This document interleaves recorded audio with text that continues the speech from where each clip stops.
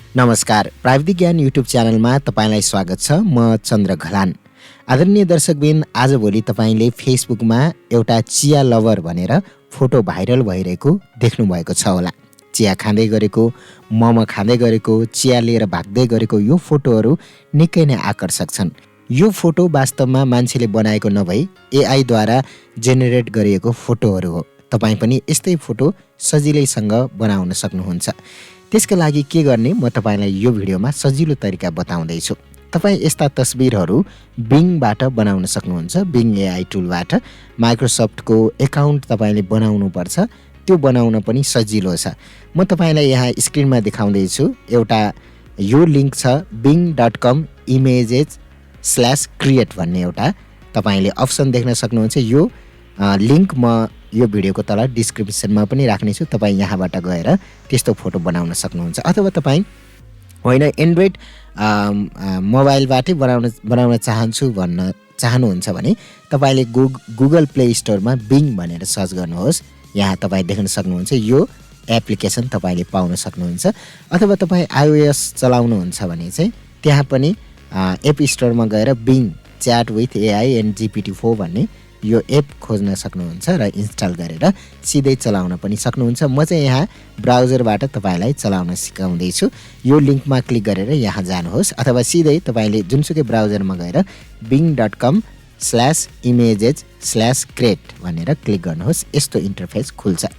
अब यहाँ create images from words with AI भनेको छ र यो बनाउनको लागि चाहिँ तपाईँले जोइन गर्नुपर्छ। जोइन कसरी गर्ने म भन्छु। त्योभन्दा अगाडि नै यहाँ लेखेर नै तपाईँलाई देखाउँछु। उदाहरणको लागि अहिले भाइरल भइरहेकै फोटोको कुरा गरौँ। त्यस्तो फोटो बनाउनको लागि तपाईँले create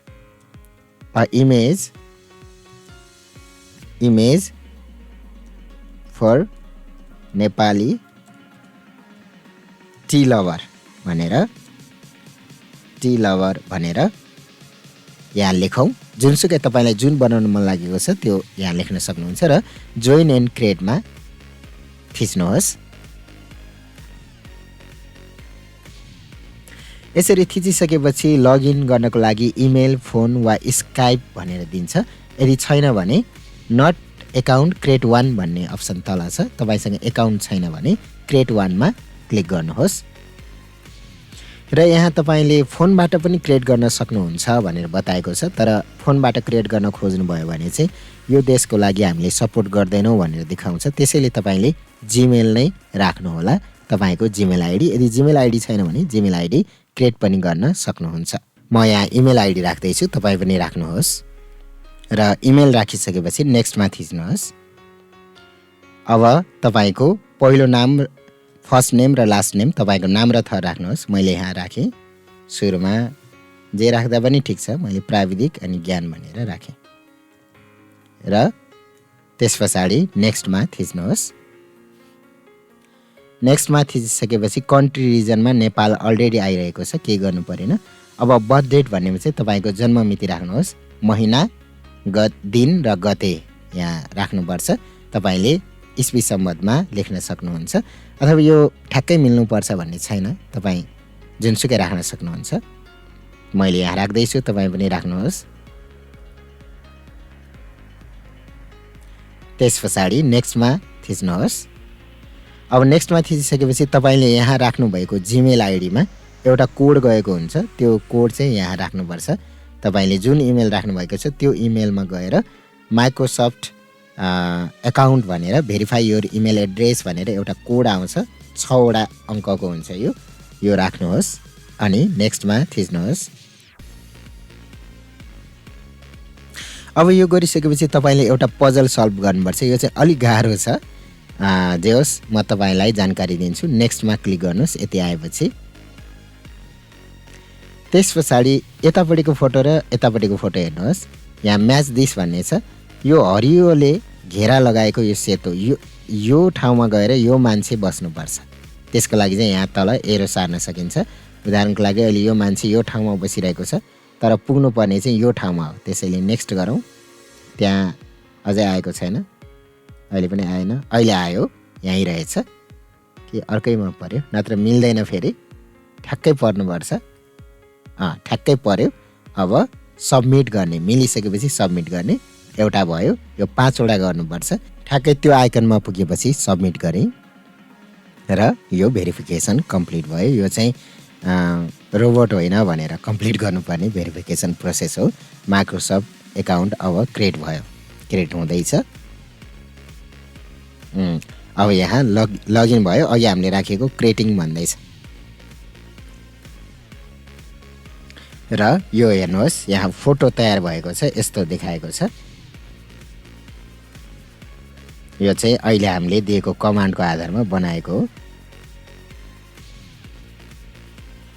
create a image for Nepali tea lover भनेर सर्च गर्दा यस्तो आयो। यसरी नै बनाइएको अहिले भाइरल भएको। अझै अर्को बनाइ हेरौँ। Create an image of a Nepali couple wearing traditional dress भनेर ट्रेडिसनल ड्रेस भनेर यहाँ क्रिएटमा क्लिक गर्नुहोस्। अब अर्को बनाउँछ।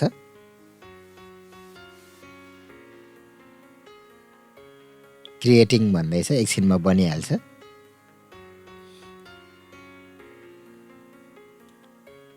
यहाँ तपाईँ देख्न सक्नुहुन्छ अब फोटो तयार भयो। यो फोटोमा क्लिक गर्नुहोस्। 4 वटा फोटो बनाएर दिएको छ। यो नेपाली ट्रेडिसनल ड्रेसमा कपालको श्रीमान श्रीमतीको फोटो यसरी दिन्छ। अब यसलाई तपाईँले सेयर गर्न सक्नुहुन्छ, सेभ गर्न सक्नुहुन्छ, डाउनलोड गर्न सक्नुहुन्छ। त्यसको लागि चाहिँ जुन मनपर्छ, उदाहरणको लागि यो मनपर्छ भने यो डाउनलोडमा जानुहोस् र तपाईँको फोटो सिधै डाउनलोड भइहाल्छ। यसरी यहाँ तपाईँ हेर्न सक्नुहुन्छ फोटो डाउनलोड भइसकेको छ। यसरी तपाईँ यसलाई सेयर गर्न सक्नुहुन्छ र यो सबैलाई एकैचोटि सेभ गर्न सक्ने तरिका पनि छ, तर यहाँ दिएको छैन रहेछ। सबै पनि दिन सकिन्थ्यो। यसरी तपाईँले इमेजहरू क्रिएट गर्न सकिन्छ। अनि तपाईँले पहिला बनाउनु भएकोलाई चाहिँ यहाँ रिसेन्ट भन्ने छ, यहाँबाट हेर्न सक्नुहुन्छ। यो अगाडि बनाएको पनि यहाँ देखाइरहेको छ। यसरी तपाईँ बनाउन सक्नुहुन्छ सजिलैसँग।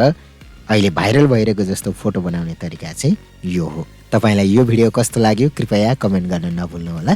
अनि यस्तै भिडियोहरूको लागि यो च्यानललाई सब्स्क्राइब गर्न पनि नभुल्नुहोला।